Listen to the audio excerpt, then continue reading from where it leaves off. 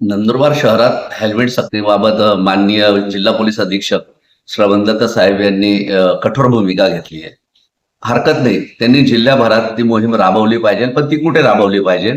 आमचं प्रवासी संघटनेकडनं आम्ही त्यांना एक निवेदन दिलं आहे. त्याच्यात आम्ही स्पष्टपणे सांगितलंय की नंदुरबार शहर वगळून आपण ती कारवाई करावी. म्हणजे महाराष्ट्र शासनाचा रोड असेल किंवा केंद्र शासनाचा रोड असेल, जिथं फास्ट म्हणजे बायपासवरनं ज्या गाड्यांना लिमिट गाड्या म्हणजे त्याचं स्पीड असो, अशा लोकांवरती तुम्ही कारवाई केली पाहिजे. पण शहराचे रस्ते कधी पाहिले अत्यंत छोटे आहेत.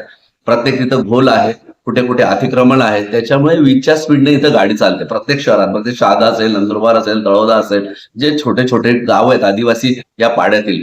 तर आम्ही त्यांना एक स्पष्टपणे सांगितलंय की तुम्ही बायपासवरती कारवाई करा, पण शहर वगळा. या संदर्भात मला वाटतं दुसऱ्या सिटीमध्ये सुद्धा असा एक निर्णय घेण्यात आलेला आहे. आणि खरंच कधी तुम्हाला लोकांची सुरक्षा करायची असेल, प्राणांचे वाचवायचे असेल, तर तुम्ही या नंदुरबार शहरामध्ये सुद्धा ज्या खरं मूलभूत गरजा आहेत ट्रॉफिकच्या, त्या कुठेच दिसत नाही. इथं वन वे मार्गाचा सर्व बोळबट्टा झाला, समिशनचा बोळबट्टा झाला. सकाळी 8 वाजेला पासून जड वाहनांना शहरात बंदी केली पाहिजे. रात्री 8 वाजेपर्यंत तिथं काही दिसत नाही. भर ट्रका, माल ट्रका, टॅम्पो दुपारी, सकाळी, संध्याकाळी भर रोडवरती उभ्या राहतात. कंजेस्टेड रोड, त्याच्यामुळे प्रदूषण होतं, त्याच्यामुळे फुफ्फुसांवर परिणाम होतोय. अनेक हॉस्पिटलमध्ये लोक दाखल होत आहेत. या ज्या गरजा आहेत ते तुम्ही केलं पाहिजे, पण तो तुम्ही तसं करत नाही. आमच्या हेल्मेटला विरोध नाही, पण प्रवासी संघटने देखील हेल्मेट वाटले. 100 पेक्षा जास्त हेल्मेट आम्ही वाटलेत, पण नंदुरबार शहर वगळून वाटावेत असे आमचं म्हणणं आहे. कारण की शहराची जी रचना पाहिजे तर ती अत्यंत रुंद म्हणजे आहे. त्यामुळे इथं गाड्यांना वगळण्याची मागणी आम्ही केलेली आहे. त्याच पद्धतीने माननीय जिल्हाधिकाऱ्यांना सुद्धा आम्ही पत्र दिलं.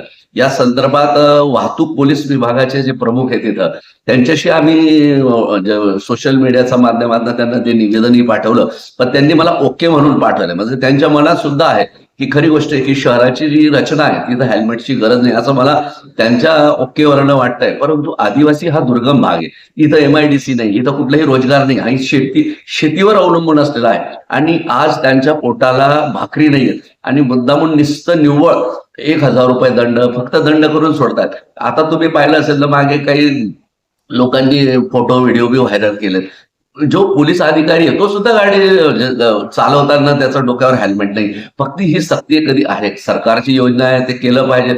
परंतु कायदा हा सर्वांसाठी समान असला पाहिजे. पोलीस असो की नोकर असो, चाकर असो, सामान्य माणूस असो, पण कायदा एका बाजूलाच राबवला जात असेल तो बी चुकीचा आहे. आणि म्हणून आमचं म्हणणं आहे की नंदुरबार शहर व जे काही छोटे छोटे गाव आहेत त्यांना हेल्मेट पासून मुक्त करावं, यासाठी आम्ही त्यांना निवेदन दिलंय. आणि मला वाटतं की ते सकारात्मक कारवाईकडे लक्ष